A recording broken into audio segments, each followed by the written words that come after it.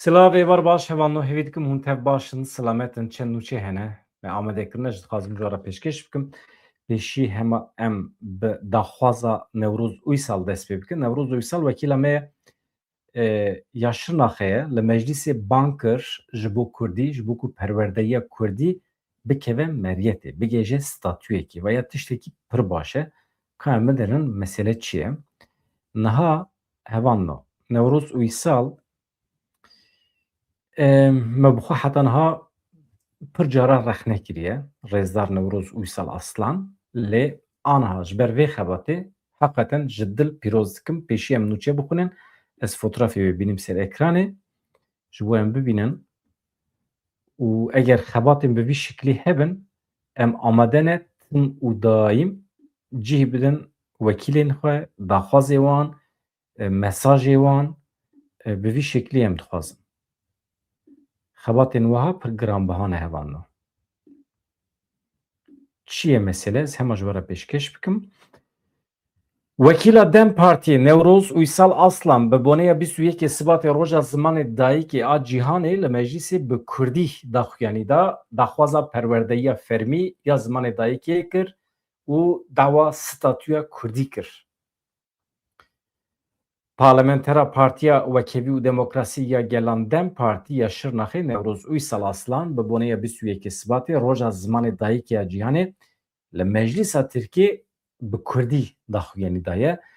Newroz Uysal bilêv kir ku ji avabûna Komara Tirkiye û vir ve li dijî zimanan polîtîkayên pişaftinê heye. Yani asîmîlasyon di dewrê de ye, zext heye, tundî heye tê meşandin, polîtîkayên asîmîlasyonê bi nenaskirina mafê zimanê dayîkê di dibistana de heta zanîngehan didome.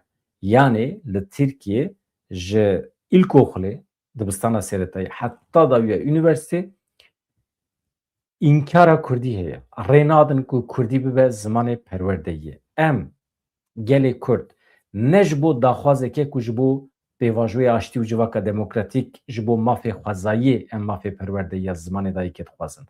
Ev hevokekî pir girîng e hevalno. Ez dixwazim dubare bikim. Em gelê Kurd ne ji bo daxwazeke ji ber pêvajoyê em dawa mafê xwe dikin.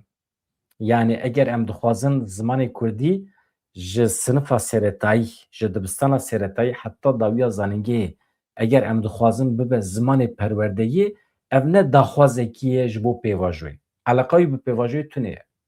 Ev daxwazeke me ya xwezayî ye. Tişta ku ez ji wekîlê me dixwazim ev e. Rêzdar Newroz Uysal mala te ava. Ev e divê merov tim bîne ziman. Niha li ser vê gelek daxwazê me jî çêbûne heta niha.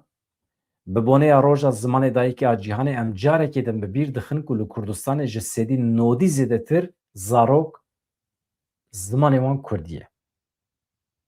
Lê radibin bi Tirkî perwerdeyî didin wan. Em dixwazin astengiyên li pêşiya perwerdeyiya zimanê Kurdî rabin. Bi Kurdî perwerdeyî were dayîn. Pêşiya zimanê Kurdî were vekirin. Newroz Uysal Aslan li dijî polîtîkayên pişaftinê yani siyaseta asîmîlasyonê yên li ser zimanê dayîkê daxwazên xwe wiha anî ziman. Pêwîst e astengiyên li pêşiya zimanê Kurdî rabin. Zimanê Kurdî bibe xwedî statû. Du, ji pêş dibistanan heta zanîngehê zimanê Kurdî bibe zimanê perwerdeyiya fermî. Navê gundan, navê bajar û deverên dîrokî ku Kurdî bûn hatin guhertin carekê din bibin Kurdî. Yani navên Kurdî ku niha kirine Tirkî dibe ji nû ve li rastiyê were vegerandin. Ji bo vê astengiyên li pêşiya rêveberiyên xwecihî jî divê rabin. Yani ji bo vê yekê ji bo ku ev pêk were divê astengiyên li pêşiya şaredariyan rêveberiyên xwecihî jî were rakirin. Li dadgehan, li nexweşxaneyan, li dibistanan, li hemû qadên jiyanî xizmet bi temamî Kurdî be. Yani ji bo xizmeta Kurdî divê pêşî were vekirin, qanûn were serrast-kirin. Her ziman ji bo wî neteweyî bi qîmet e. Zimanê Kurdî jî rûmeta me ye. Em carekê din dibêjin heta zimanê Kurdî azad bibe, heta ku Kurdî bibe xwedî statû, تکوشینا me, mücadeleya me ve li hemû qadan hem jî li meclisê ve tim bidome. Dibêje Rêzdar Newroz û Wîsal Aslan. Eger were bîra we di meseleya Silopiyê de min gelek caran Newroz û Wîsal rexne kir ji ber meseleyê me yên navxweyî bûn. Me nexwast meseleyê me yên navxweyî ênava Dem Partiyê li kolanan were ziman. Me xwest li gorî usulê li nava partiyê bê ku derkeve derva li nava partiyê were çareserkirin. Disiplîn dibe, disiplîn, ceza dibe, ceza, tiştekî din dibe, tiştekî din. Lê di nava partiyê de mekanîzmaya navxweyiya partiyê de were çareserkirin. Dost heye, dijmin heye, dewleta Tirkiyeyê. Em naxwazin meselê me bibe mijara dewleta Tirkiye û xelk bi me bikene. Ji ber vê yekê min carekî heta carekî Newroz û Wîsal rexne kiribû ji ber meseleya Silopiyê. Lê aniha ez wê pîroz dikim ji ber meseleya daxwaza perwerdeyiya Kurdî. Em hêvî dikin em li bendê ne ku hemû wekîlên me ê li meclisê piştgirî bide vê daxwazê û em bendê ne ku Rêzdar Newroz û Wîsal vê daxwaza xwe bike nivîskî û ji îmzê re veke. Heta bixe nava civakê ku em jî bikaribin bidin naskirin û em bikaribin îmze berhev bikin. Em 20 milyon îmze berhev bikin pêşkêşî Meclîsa Tirkiye bikin gelo daxwaza me wê were red kirin. Hûn çi dibêjin hevalna? Eger hûn bibêjin erê binivîsînin. Em hema belgeyekî binivîsînin. Rêzdar Newroz û Wîsal bi xwe awqat e, parêzer e, tiştekî pir xweşik dikare rêz bike. Ev daxuyanî bes e. Dirê jî îcab nake, sebebî jî îcab nake. Em milletin pêdiviya me bi perwerdeyiya Kurdî heye. Li Kurdistanê sedî not însanên me Kurd in û pêdiviya me bi perwerdeyiya Kurdî heye. Xilas. İcab nake em binêwî jî tijî bikin. İcab nake em Kurd in perwerdeyiya Kurdî dixwazin ew qas yani. Sebebî îcab dike? Na, sebebî îcab nake. Tenê jî îmzê re em vekin. Bikevin nava bajaran, gundan, kî heye, dayîk, xaltî, metik, nene, pîrik, dayê, kalo, apo, herkes bila îmzeke. 20 milyon insan, 30 milyon insan îmzekin, zarok, herkes navê xwe rastîn, nasnama xwe ne suç e. Tu Kurdî perwerdeyî bixwazî ne suç e. Yani kes nayê te nagire navê ji hepsê. Ev mühim e, yani divê mirov netirse. Eger Rêzdar Newroz û Wîsal bikaribe pêşengî bike ji vê yekê re, em hemî dibin minnetdar. Wê demê erka xwe ya wekîltiyê tam tîne cih. û heq dike, wekîltiyê heq dike. Mesele ev e. Wekîlê me din jî divê zorê lê bikin û bi xwe jî îmza xwe bavêjin binî, bi xwe wê metnê hazir bikin. We got erê bibêjin erê em hêvî dikin degê me biçe wekîlên me û bikaribin em vê înîsyatîfê hinekî zêdetir geş bikin derbixin pêş. Pir baş e.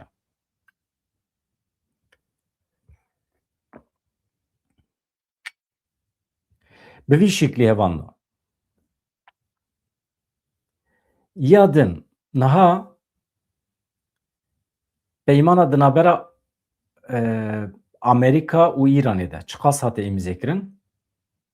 Em li vê jî binêrin hevanna. Ji xwe vê nîvro mijwara bernameyekî çêkiribû, mijwara gotibû li Cenevrê aniha civîna Amerîka û Îranê heye. Aniha encama civînê eşkere biye. Nûnerên Washingtonê û Tehranê li Cenevrê îro civiyan daxwazên tund yên Amerîkayê eşkere bûne. Belkî jî ne daxwazên tund in, çapemênî çima dibêje tund? Belkî daxwazên pir normalin. Şertê sereke ji bo rê li bergirtina şer hatin pêşkêşkirin. Ji bo ku şerê li hember Îranê dest pê neke sê şert hene. Ez ê behsa sê şertan bikim. Nûnerê taybetiye Donald Trump, Steve Witkoff, şêwirmendê Trump, Jared Kushner zêdetirê sê saetan bi Wezîrê Karê Derveyê Îranê Abbasê Raçî re li Cenevrê civiyan danûstendin bi du awayan hatin kirin. Yek baweyekî ne rasterast biriya Wezîrê Karê Derveyê Omanê Bedîr Musîdî û baweyekî din jî rasterast di navbera nûnerên Amerîkî û Îranê de hate kirin. Wezîrê Karê Derveyê Omanê eşkere kir ji rojnameyekî Amerîkî re, rojnameya Wall Street jurnalê re beyan kir ku şandeyê Amerîkayê teqez kiriye ku divê İran van hersî gavan bavêje. Çi ne ev hersî gav? Yek, ji holê rakirina navendan. Yani îmhakirina navendên nükleerî. Divê İran hersî navendên xwe yên sereke yên nükleerî Fordo, Natanz û İsfahan bi temamî ji holê rake. Ev şertê yekem e. Şertê duyem çi ye hevanno? Ew jî ew e radestkirina uranyumê. Yani divê dewleta Îranê hemû uranyuma xwe ya dewlemend kirî, ev jî dike nêzîkî 10,000 kîlo yani 10 ton. Radestî Amerîkayê bike. İran van şertan qebûl dike nake nizanim. Eger qebûl neke hevanno rojhilata navîn sêr û bin dibe. Amerîkayê tonkî balafirê xwe aniye herêmê. Hema ji Yunanistanê bigire heta welatên kendavê baregehên Amerîkayê hene. Li ser deryayê, li ser reşayê, li ser erdê, li ser asîman dor li İranê tên kirine. Şer derkeve, şer çê dibe. Yani radestkirina uranyumê, uranyuma xwe 10 ton uranyum eger teslîmê Amerîkayê neke, eger şaştî nehatibe nivîsandin, yani Wall Street jurnalê beyan kiriye 10,000 kîlo. Eger ney teslîm kirin û navendên xwe yên nükleerî eger ji holê raneke, ya din jî şertê sêyem çi ye hevanno? Peymana daîmî. Yani Washington daxwaz dike her peymaneke nû divê ji bo hetayê be. Tu dema wê ya bi dawîbûnê tune be. Ne wekî ya serdema Obama be. Yani te wextê peymanekî îmzê kir ev heta dawiyê ye. Divê 2 salê din, 3 salê din tu ranebî nebêjî ev peymanekî demkî bû û wisa. Na. Peymana demkî tune ye. Daîmî ye. Li gorî vê jurnalê yani Wall Street jurnalê İranê pêşniyaz kiriye ku dewlemendkirina uranyumê daxîne asteya ji sedî 1.5. Yan jî ji bo çend salan rawestîne lê Amerîka teqezî li ser sıfır dewlemendkirinê dike. Hat femkirin? İran dibêje qet nebe sedî 1.5 maf bidin me ku em uranyuma xwe dewlemend bikin ji me re ji ber meselê din lazim e. Ne ji bo çêkirina çek û sîleh, ne ji bo serê mûşekan. Ji bo serê mûşekan wextê ku ew füze tê avêtin, uranyum tê de be, ev dibe çekên nükleerî. Yani İran dibêje niyetekî me ku em çekên nükleerî bikarbînin tune ye. Ji ber vê dibe bila heqê me hebe qet nebe di jiyanê de em ji sedî 1.5 bikarbînin. Amerîka dibe na. Na. Sıfır dewlemend kirin. Senatörê Amerîkî Lindsey Graham ji Wall Street jurnalê re ragihand her fikrê ku rê bide İranê ji bo dewlemendkirina kem ku tenê ji bo parastina rûyê xwe be bêqîmet e divê were redkirin. Tu awayî. Yani kêm bêjî yani. Na.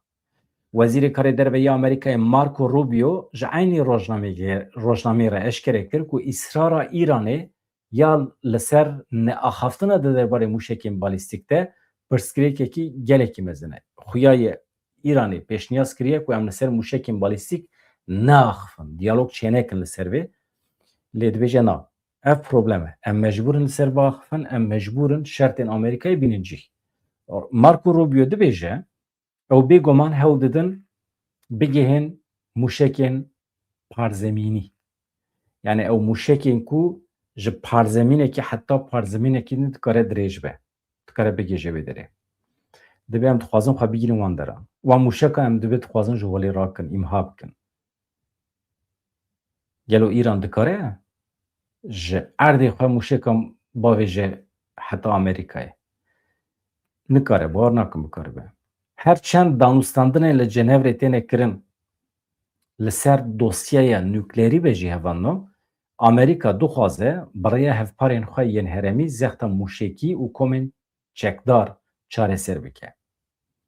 Hem ew meseleyên uranyum û atom û zexta mûşekî yani ew roketên xwedî uranyum û hem jî li ser van mesela komên çekdar ên girêdayî Îranê weke Heştî Şehbî û komên din yên girêdayî Îranê hene, Hizbullah hene.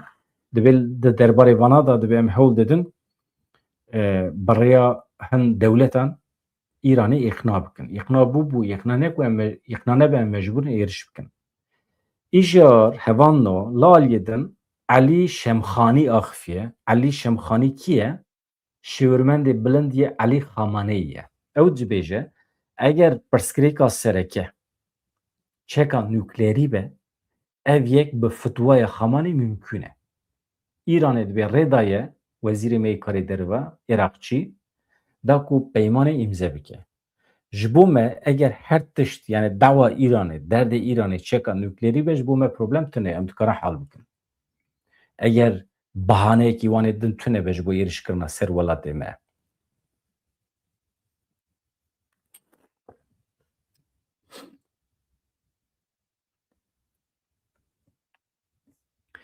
Niha li Îranê hûnzanin serhildan heye bi qasî 62 rojin didome. Eger şaş nebûm 62 roj e. Di vê çarçovê de gelek însan hatin girtin. Gelek însan hatin qetil kirin. Aniha jî rojnamevanekî hatiye girtin. Par jî hatibû bincavkirin lê hat berdan aniha hevano rojnameger İlaya Muhammed e. Em xwedî lê derkevin. Em destûr nedin ku Îran zulmê qet nebe li hevkarên me bike, hempîşeyên me bike.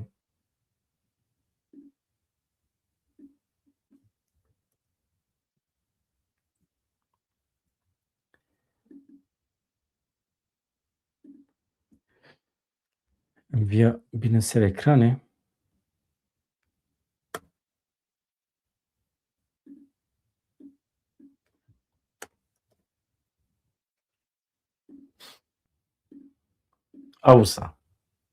Ewsa dewleta Îranê binêrin. Rojnameger İlaya Muhammed hat bincavkirin.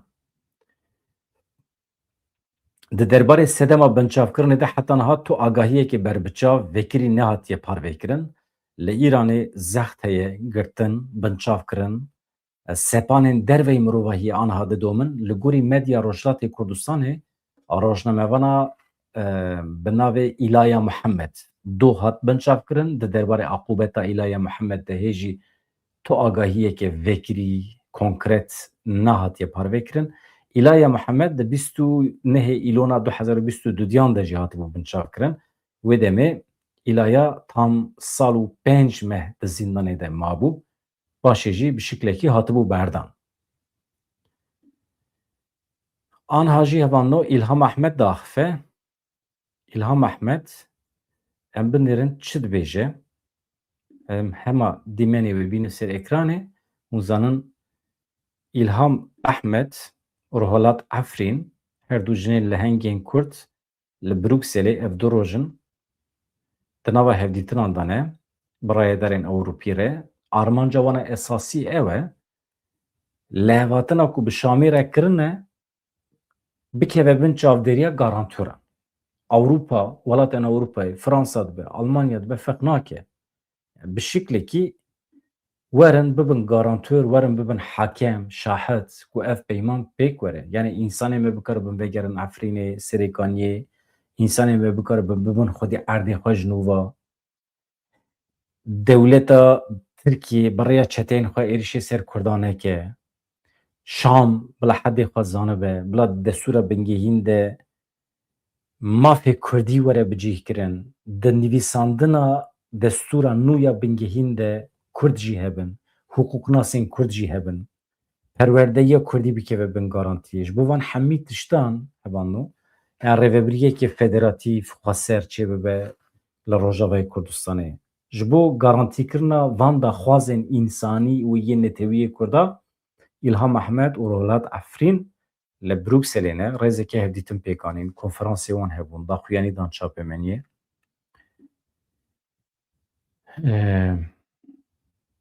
Em binêrin ka rûdawê çi jî pirsiye.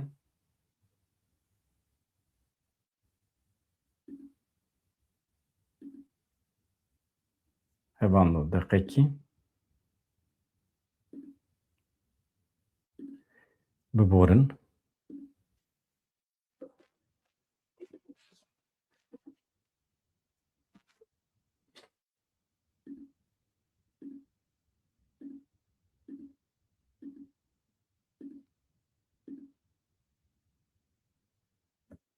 Tamam e. Niha İlham Ahmed dibêje di vê rewşê de bi sedan Kurd, şervan hene, sivîl hene, dîl hatine girtin di destê çetiyan de ne. Ez bixwe dibêjim çeteyên dewleta Tirkiyeyê Şamî jî hene elbet. Lê em goh bidin İlham Ahmed. Rêkeftinê de hinek gavên êrînî hatin avêtin. Di meşe feqet hîn jî hîn ew henin yani hîn mijarên ê ku zehmetî dide avakirin û pêwîstî bi diyaloga zêdetir heye ji bo ku bimeşe. Eva heye. Yani mijar mesela beşek heye ê ku girêdayê herêmê va vana destpêbûne mesela ê eskerî yani entegrasyon tevlîbûna hêzê eskerî yek jî ê ewlekariya hundir hêzê ewlekariya hundir her wiha diyarkirina walî yani muhafızê ê hesekê evana hemû bi xalên nava peymanê dabûn dervî wê mijarê perwerdê zimanê dayîkê werhas yani hinek xal hene wisa li herêmê meşiyane ama hene xalên ku girêdayî Şamê va hîn dest pê nebûne. Yani mesela temsîla Kurda di rêveberiya Şam da viya pêwîst e hebe yek ji we xalayê du mesela mijarê ê parlamane yani hîn ev ya axaftin serçêne bûye. Mijarê esîra ye pêk her du alîya. Belê gereke esîr werin guhertin ev ya hîn pêk nehatiye. Her wiha penaber hîn venegeriyan yani mijarekî herî esasî yek esîr bû du jî ê vegerê penabera bû van gava hîn pêk nehatine.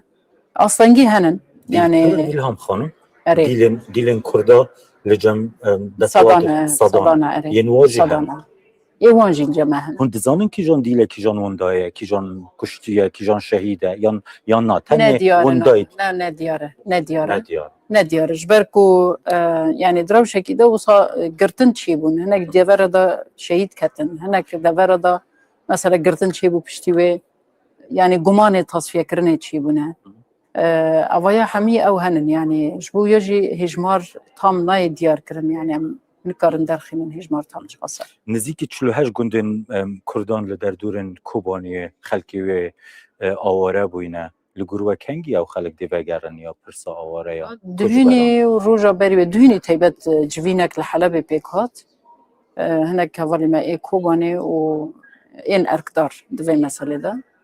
Li Helebê civînek çêbû di wir da hinek nîqaş pêşketin. Îro me neşûpan bi rastî yani îro normal gereke hinek pêşketin tê de çêbû erê. Me neşûpandiye em nizanin ka çêbûye çê nebûye. Hêviya te heye ku rewşa Kobaniyê di demeke nizîk de baştir bibe hîn xelek behsa xwarinê dike ve xwarinê dike dermana dike ku kêm dike hene wa her çend tewên yek bûyî gotiye ku hinek alîkarî gihandine. Yani her zehmetî gelek mesela hîsarek hebû heye ser herêmê derbasbûna maddên esasî heta rojên heta demekî jî elektrîk bû av bû li ser Kobanê bi temamî qut bû. Evaya gelek bandor kir li jiyana xelkê. Gava mawad jî nekevin yani îlay bi hesab û bi çerçeva alîkariya mirovî bikeviye ev têrê nake yani rewşê xirab dike tevî. İlham Hanım çima li gorî nerîna te ku te berpirsên Şamê ji serokkomar bigire ji wezîrê derve bigire ji berpirsên wezareta ya berevanî jî bigire we dîtine çima hesedê qebûl nakin grûpên dinyên çekdar hatine qebûl kirin. Naha rola Türkiye de yani destê Türkiye de meseleyê çi dibêjim biryarên ku li Sûrî tên girtin Şamê tên girtin gelek heye. و يعني داخلاني وان دا جهر تم ديار بو تم قوتن اشتا قرب قصد خو حل بكي دبي تشكا برده دبي نظام يعني في وارد قال لك ام دزانن ضغطك كرن يصير شامل تكلي وتن انا بتركيا را هنا في برسي هنا بدن بس هنا ملقى الواجي اخذينا اما يعني وانا جي هر چرچوكي او دا قوتنه يعني بيوست انتجراسيون چي ببي لي انتجراسيون اكو دهات بحث كرن بالنظر وانا اشتا قصدي قرق تمامي گریدای اوی ببی وزارت پاراستر و قصدی نمینی لگوری و دوی کرد بشانده که بدلگه که یک گرتی ایدی ریا شامه بگیره یان جهین گاوین وی رکفتنه مانه هنک شو دوی بر به پیش و بچن بشرا دلگه که یک گرت یا کردان هوا بچنه شامه ها شوازك نو جبو اتفاق كردي يعني فكره كوسات نيرنا كوسا هاتيه پیش کو لیوگرک چی ببی تدی کنفرانس هات دار خستن کنفرانس دا گلک بریارین گرینگ هاتن گرسن دسته اکلور برکت هیئت اینها جبو کو دها يعني ببي جهه کی بریار لی درب کونیان جبین اری کرن او بزفری ببي لیوگر و صابه دها زده ستاتوی و باشتر درد که و پیش جبوه ده چرچفه چونا شامه داجی یعنی هم داخازن یعنی جیم بیجن بریارین کود کنفرانس دهاتنه گرسن جبو کو فانال گل شامه نقاش بکن هم جی مسئله مادن ای کود دستور دا بجی ببن چنه پرنسیبن مافی کردانه لور بی نقاش کرد پرسه که گرینگ یا خلکی زارو که وان 14 سالن در بازبوی دا لدبستان و زانینگه روشاوای کردستان به کردی خواندنه اف پرسه زمان چه بیتی مرسومه که کوماری هست جمهوری هست بحثا ماف زمان کردی دیگه لداوی دا دیار دبه که اوه تنی و که پرسه که دلخوازانه هفته 2 دم جمیران 3 دم جمیران لی پرسه زمان کردی و خواندن یا سالن در بازبوی و نقاش الگل رای دارن شامه کریه؟ اره موایا نقاش کرد یعنی ده پیمانا 29 مهدا ملهف کرد که شاهدین زاروک حمی ورن اره کرن يعني ايكو 2011 حتى 2025 يعني 26 گرک ورن اريكرن یادن جبوكو پرورده بزمان دایی که وردیتن پیوست وزارت تا پرورده لگل دستین پرورده ای هرم نقاش جوینک چه ببه وزیر هاتبو وزیر پرورده هاتبو حسکه لورجی نقاشک چه بو باورد کم یعنی وی وریدا پیوست انجامه که به در بکوه نراسته یعنی وی مجاری پرورده بزمان دایی که هنه که یعنی وقت او حسب و مرسومه که در کتی وقت زمانی که اجنبی هاتی حسب یعنی هم اختیاریه هم جی 2 ساعتا نراستن یعنی زمان کردی زمان ملت ای گلکی ای باورده کنده دستوری دا جهوی بگیرن که ایدی کردی به زمانه که پرورده بکی ماتی پیوسته ببه پیوسته ببه ام تکشین آوید مشینه بله دو پرسه داویه یک جوان پرسه گریدای پترول سنور بالا فرگه او دی چاو هینه برای برن تایبتی قامش لو لوی داره بالا فرگه هک هیا پرسه سنور هیا پترول لوی داره هیا سامان دنین لجیر عرضه هنه او به هف بشید هینه برای برن یان دی رادستی شامه به هین کرن نه گشتیش بو پارزگاه ها حسا که میزانی اکتی دیار کرن او میزانی یعنی تیبتمندی هرمی گرک البر چافر در باس بکن ویا داجی نقاش اکثر چی بویه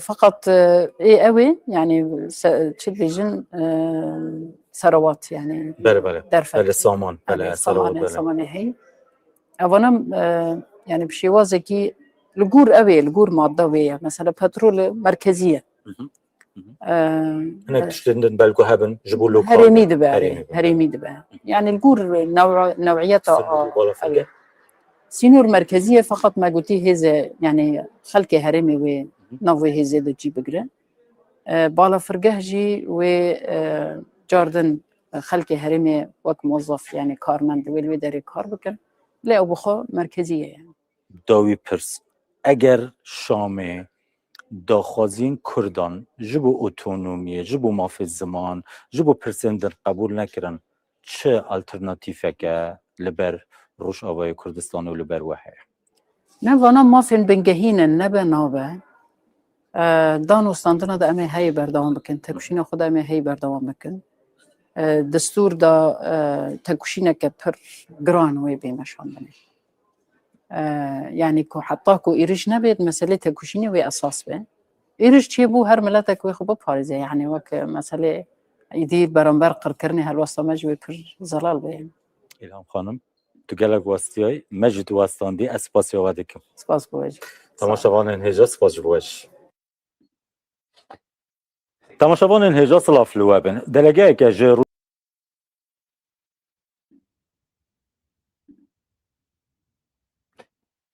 Hepevine ki pır baş bu pır serkefti bu zinar şinu jrudavi pırsi İlham Ahmed Bersiv da tişte balkiş hene. Debe devleta Türkiye merhat bernade. Devleta Türkiye xastiye qesede bi tamamî tune bibe, xwe fesih bike ji holî rabe.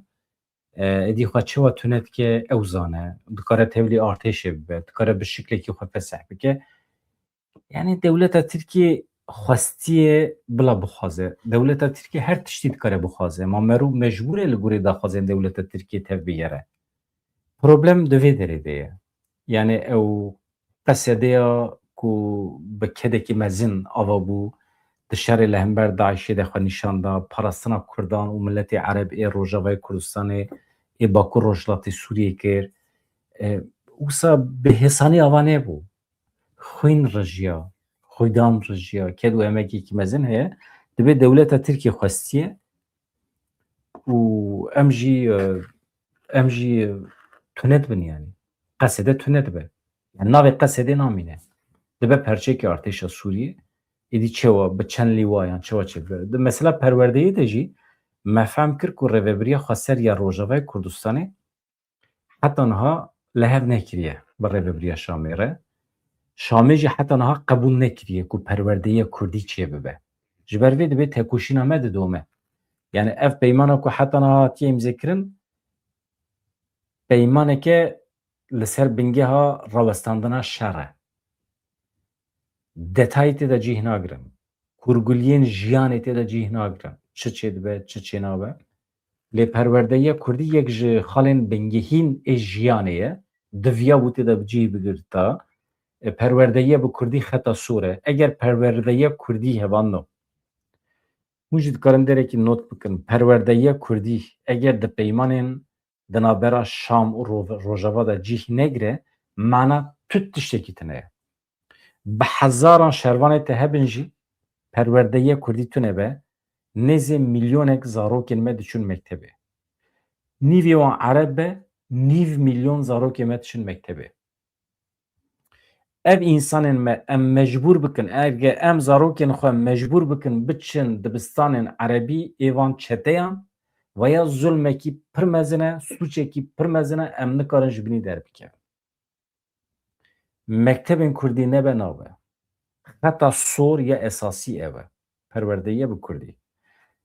Li Tirkiye jî bi vî şikliyê me bas kir û aniha hûn li ser ekranê jî dibînin wekîla Dem Partî Newroz Uysal Aslan dawa perwerdeya temamî Kurdî kiriye ji pêş dibistan yani anaokul ji anaokulê heta dawiya zanîngehê perwerdeyî dibe bi Kurdî be. Hemî rojnameyên me yên li Ewropayê televizyonê me dibe hemî Kurdî bin.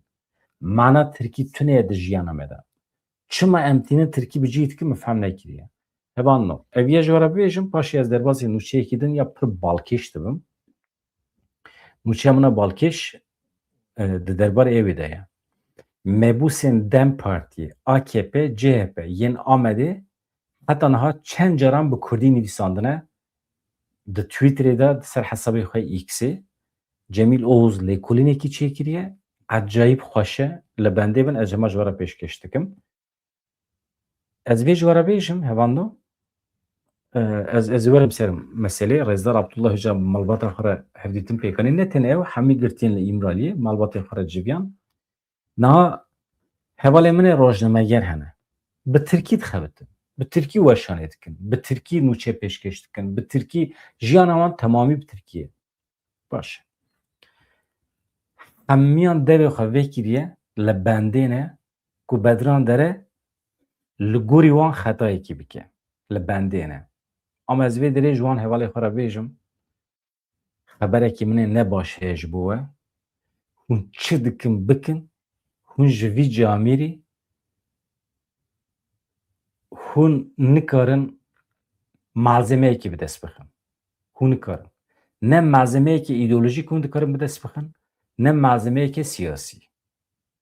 Yani hûnê nikaribin bi vî camerî bilîzin. Hêz û quweta we terê nake. Tenê yek tiştekî hêl pêşiya we hûn dikarin bikin, mîna însana weşanên xwe ê Tirkî bidin sêknandin, dest bi weşanên Kurdî bikin. Wê demê hûnê bibîne ez çawa pesnê we bidim. Mesela Newroz Uysal mi pir jara rexne kiriye, jaliyê siyasî ve ama îro ez pesnê wê didim. Çima? Ji ber ku xeta ku tê de ye rast e. Xeta netewî ye. Perwerdeyiya bi Kurdî dixwaze, li meclîsê jî îsrar dike. Weya xweş e. Dibêje ev daxwaza min ya perwerdeyî eleqayî bi pêvajoyê tune ye. Daxwaza me ya netewî ye. Weke millet vê yekê dixwazin. Pêvajo hebe tune be. Ev e esas mesele. Kîjan ji we xebitiye, bi ser ketiye, bi Kurdî xizmetê kiriye û ji milletê Kurd re ji bo azadî û serxwebûna milletê Kurd xizmetê kiriye û me rexne kiriye. Kîjan ji we? Tu car. Ji ber vê yekê eger hûn ji min malzeme hêvî dikin, malzeme nakeve destê we. Ez heta dawî ji we re bêjim. Ji dawa Kurd, ji dawa azadiya Kurd re rêz û hurmetê digirim heta dawî ez ê tim hurmetê jî nîşan bidim. Şexsiyetên Kurda re, rêber û serokê Kurda re ez ê destûr nedim ne heqaret were kirin, ne jî bi xwe dikim, ne jî dikeme wî şaştiye. Rexnê me heta dawî wê hebin. Rexnê me wê daîma xwedî bengî hekî bin, ilmî bin, zanyarî bin. Li cem me heqaret hûn nikarin bibîsin ji ber ku heqaret di kültûra me de tune ye. Ew kültûra heqaretkirinê li cem me çê nabe. Çê nebiye. Ji ber ku em wisa fêr nebûne. Yani karakterê min ê şexsî dest nade. Perwerdeyiya min dest nade. Xuyê min wisa ye. Xuyê min de heqaret tune. We bîstiyem. Nîzê 2 sal ez vê weşanê birêve dibim. Rojekî we heqaretekî ji min bîstiye. Li Tayyip Erdogan jî heqaret nakim. Ez dibêjim Tayyip Erdogan çû li heşt navçeyê me komkujî pêkanî. Ez dibêjim Tayyip Erdogan talîmat da jin û zarokê me were qetil kirin. Weya heqaret e ya nûçê ye? Weya nûçê ye. Ez tiştekî vê derê tiştekî xîlaf dibêjim? Na. Ê bila Tayyip Erdogan were mehkemên Ewropayê de ve dawel mi veke bibêje na min nekiriye. Filan kes îftira li min dike. Na. Tamam. Bila dewa veke. Em jî biçin îspat bikin ku Tayyip Erdogan li Roboskî mi bi xwe godar kir. Dibêje talîmata Roboskî mi da ez çawa bizanibim li jêr kî Ehmed e kî Mehmed e. Dibê min gotiye nava wan da terorîst hene û min gotiye lêxin. Mi bi xwe jê bîst. Heyet qeyda de heye. Em îftira li însana nakin. Ji ber vê yekê hevana ev dawa azadiya Kurd û Kurdistanê ku em di nav da mezin bûne, me tê de şekil girtiye, bûye perçeyekî jiyana me, me bi salan tê de huner çêkiriye, resim çêkiriye, me pêşengeh vekirine, hemî di nava vê têkoşînê de 28 salan me rojnamegerî kiriye, pêşkeşvanî kiriye, li ber ekranan, li ber televizyonê, me bi şeklekî her cure xebat çi destê me hatibe me li gorî xwe kiriye. Di vê çarçovê de em ewladê vê têkoşînê ne. Ew hevalê min ê rojnamegerên ku Tirkî weşanê dikin bila nel bendê bin ku ev camêr dikeve nava şaştiyekî ku dikare malzeme bide we. Li ser wî goyê ranezê. Malzeme ji we re dernakeve. Ve goterê baş e. Malzeme dernakeve.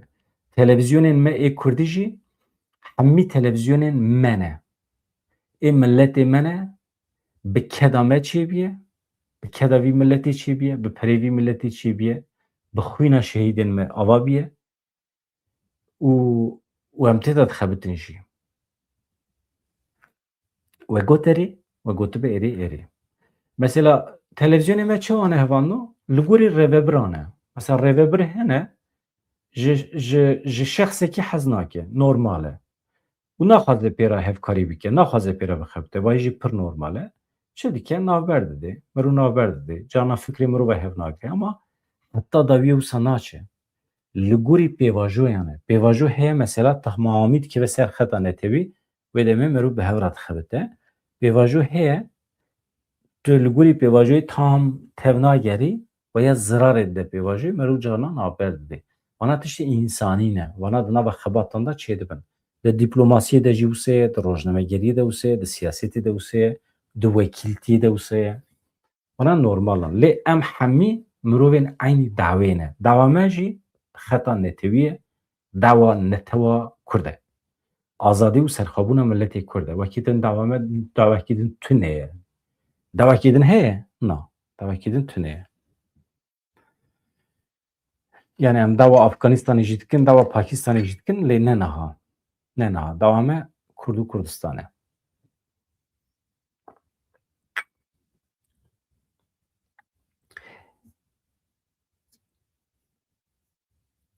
Büroya Hukuka ya 7 sale لسر حساب خواه مدیا جباکی را گاهاند که موکیل وان عبدالله öcalan ایرو به مالبات خواه جویایه نتن öcalan گرتیندن ین امرال یجی مافی خواه هفدیتنی بکار آنینه دداخویانی ده وسط گوتن یا büroya حقوقی ده برایز عبدالله öcalan ایرو به اندام مالبات خواه محمد öcalan عمر öcalan را لگرابا امرالی هفدیتنه کی پیگانی Müvekkili Meddenji, Brez Hamili Yıldırım, Ömer Hayri Konar, Ergin Atabe, Brez Mahmud Yamalak, İrol Grava İmraliye be endamê malbatê xwe re civiyan.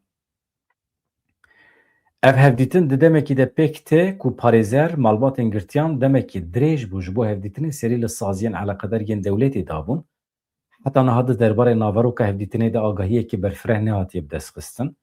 Lêbelê sibê salek derbas dibe. Tam dibe salekî di ser banga Abdullah Öcalan re ya ji bo çekdanîna PKK.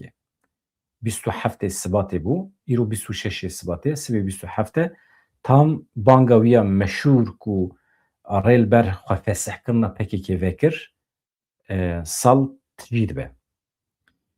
Lê Dem Partî sibê li ser vê mijarê li Enqerê ve civînekî çapemenî li derbixe çav li rêye ku peyamekê nû ya Abdullah Öcalan ji raya giştî re were eşkere kirin. Êdî têda çi heye, têda çi tune ez wî nizanim. Niha jî hevan no, binêrin ez ji we re çi pêşkeş dikim hema. Aniha ew nûçeya ku min ji we re bes kir lêkolînek pir biçûk e, lê pir sempatîk e. Ya Cemil Oğuz e, binêrin. Hema em bînin ser ekranê. Mebûsên Kurd yên Amedê çend peyamên bi Kurdî belav kirine. Cemil Oğuz nivîsan. Em hema ji we re bêjim.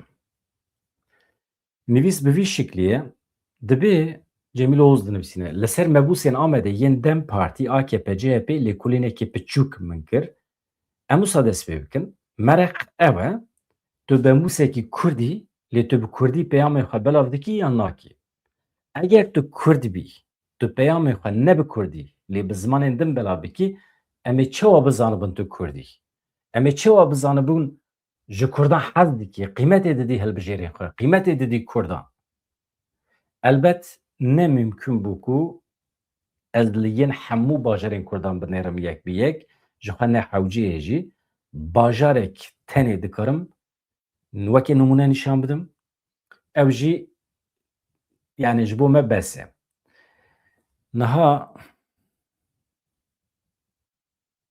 nûçeyên nû tên ji me re dibê naberê de dibêje ji ber ku ez bixwe jî ji Amedê me, ji ber ku Amed bajarê herî mezin yê Kurdan e, qesda min ji aliyê bi destxistina şaredariya bajarê mezin veye, min li ser mebûsên Amedê lêkolîn çêkiriye. Ji 12 mebûsan 8 jê ji Dem Partiyê ne, 3 yê AKP ne, yek jî yê CHP ye. Min 21 Reşemî yani vê Sibatê roja zimanê zikmakî ji xwe re esas kirt. Ew rojî têde heta serê Sibatê çûm ku wan mebûsan li qada X'ê yani ser Twitterê çend peyam belav kirine. Ji van peyaman çend hebê wan Kurdî ne. Ji bilî vê min li Biyo mezekir, biyografiya wan yani. Me mezekir bi Kurdî nivîsandina yanna min li kurtejiyana wan ya li ser malpera meclîsa Tirkiye jî nêrî ka li wê derê nivîsandinê Kurdî dizanin yanna li malpera meclîsê rêgez ev e. Tu kurtejiyana xwe çawa bidî wan bi vîya way belav dikin. Mesela hin kesan pêşî Kurdî paşê zimanê din rêzkirine. Hin kesê din jî pêşî yên din paşê Kurdî. Yan jî qet Kurdî nenivîsandine. Mesela mebusê Dem Partiye Cengiz Çandar yê Amedê li gel ku Kurdî nizane jî lê ji ber ku niha Kurdî hîn dibe wisa nivîsandiye. Niha dersên Kurdî dibîne û ev xistiye künyeya xwe. Encama vê lêkolînê wê nîşanê me bide ka çi qas qîmetê didin Kurdî yan jî çi qas qîmetê nadin Kurdî mebusên me, wekîlên me. We goterê niha jî em li kîteyan bindirin yani li gorî rêza alfabetîk. Kîjan wekîlî zêdekî em nivîsiye ne mesele ye.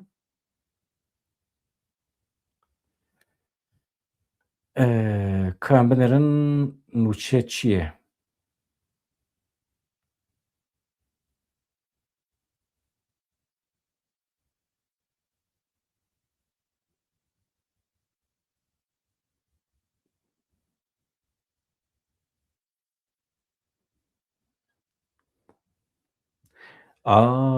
Amerîka û Îran divê li hev nekirine? Deqekî Amerîka û Îran dibe ku vê êvarê Amerîka dikare êrişê Îranê bike.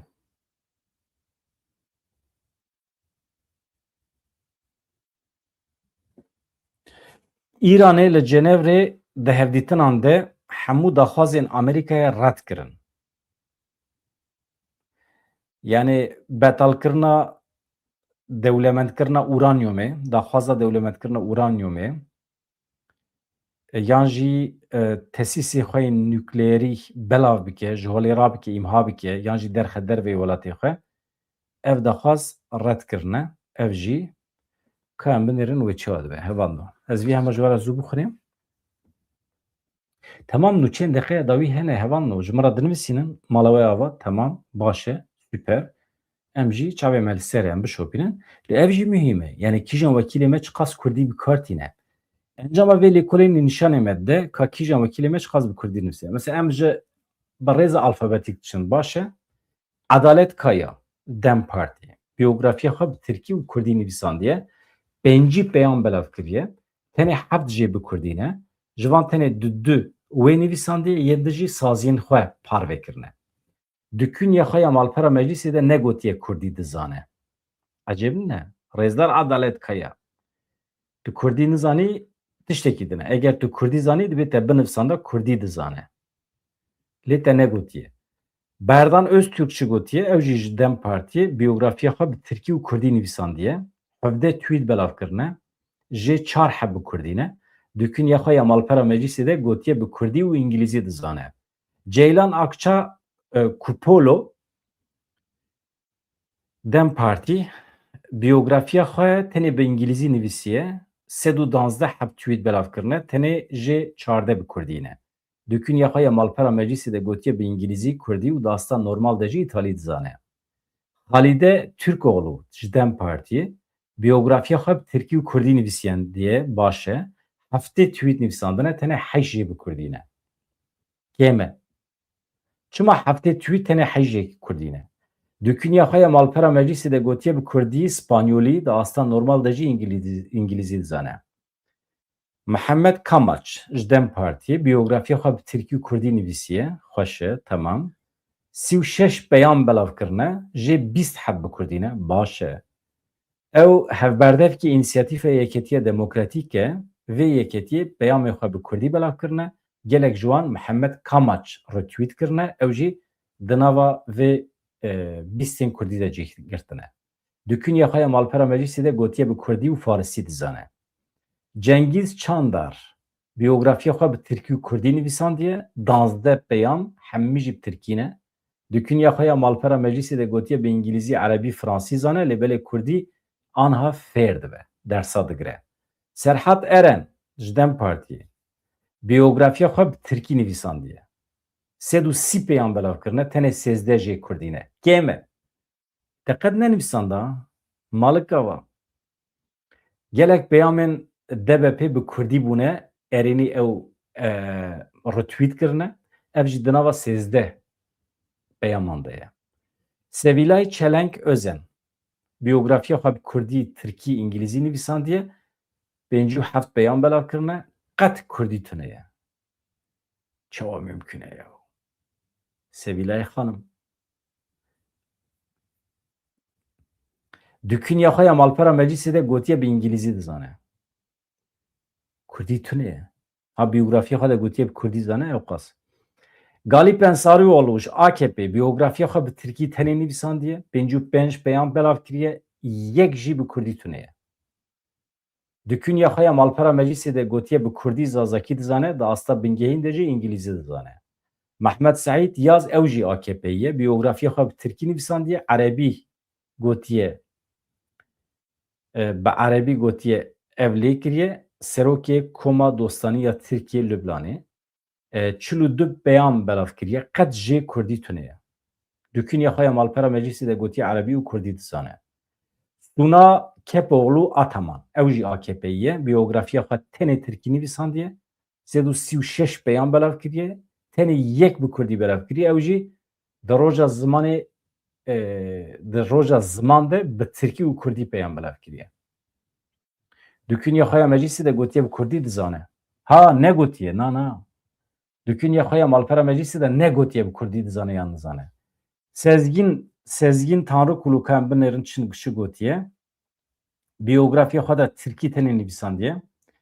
Nodu neh peyan belav kirine tenê yek bi Kurdî ye. Ew jî peyama li ser mirna Mehmed Emîn Bozaslan e bi Kurdî û Tirkî belav kiriye. Dükün yaxaya malpera meclisi de gotiye bi Kurdî dizane da asta navîncî de jî İngilîzî dizane. Na evan no. Dibe em zorê bidin ser wekîlên xwe Sezgin Tanrı Kulu jî di nav de. Çima bi Kurdî nenivîsandiye? Avukat e, zane, xwedî tecrübe ye, nodu neh beyan belav kiriye, tenê yek Kurdî ye, ew jî ji bo xatirê Mehmet Emîn Bozarslan. Ve goterî ne rast e yani, ne xweş e. Rewş ev e, yani rewş ev e. Yên AKP CHP nexeme dibêje lê bi taybetî yên Dem Partî dibêjin xebata pirzimanî em perwerdeyê bi Kurdî dixwazin filan û bêvan tiştê ku dikin tiştê ku dixwazin li hev nake.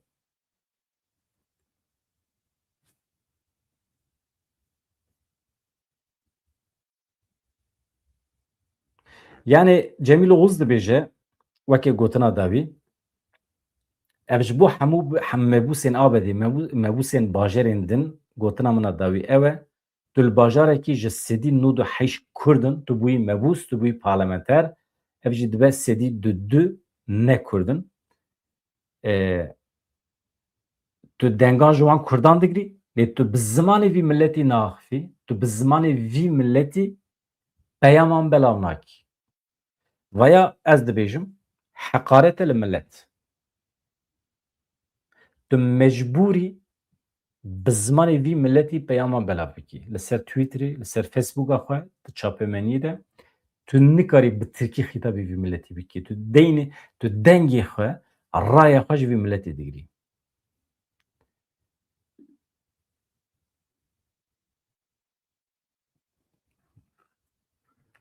Erê dibe bile herkes Kurdî binivîse. Yani Dem Partî jî pir kêm e. Ka fikrê we çi hevando? Mala te ava Mehmet Özdemir gelek spas dikim ji bo alîkariyê te her hevî. Anha em vegerin ya rewşa şer em binêrin. Rewşa şer heval zorê li min dikin dibe bibêje Amerîka û İran li hev nekirine nizanim çin nekirine em çi bikin? Em rabin hêrs bin bi Îranê re. Li hev nekirine em binêrin. Yani çend sal e? 5 sal e li hev nakin. Ji ber vî yekê em nekevin panîkê, em li bendê bin. İran eger temamî daxwazên Amerîkaya ret bike, welatên kendavê eger nekevin navberê, em binêrin rewş ber vî kudrê ve diçe. Jimin ev qasevanna nuçên deqeya da wî tunene eger çê bibe ez ê nuçên ez ê bültenên taybet çê bikim. Eger bibînim ku şer çê dibe mîvanê min amade ne. Mîvanê min hema hazir in pisporên Rojhilatê Kurdistanê, pisporên Îranê, partiyê me li wê derê 5 partiyê me ji xwe li hev kirine. Sibê du sibê şer çê be ew ji platformekî biryaran digirin. Çawa rêve biçin, millet çawa organîze bikin, çawa xwedî li millet derbikevin. Ez dibêjim qey milletê me ji şer re amade ye.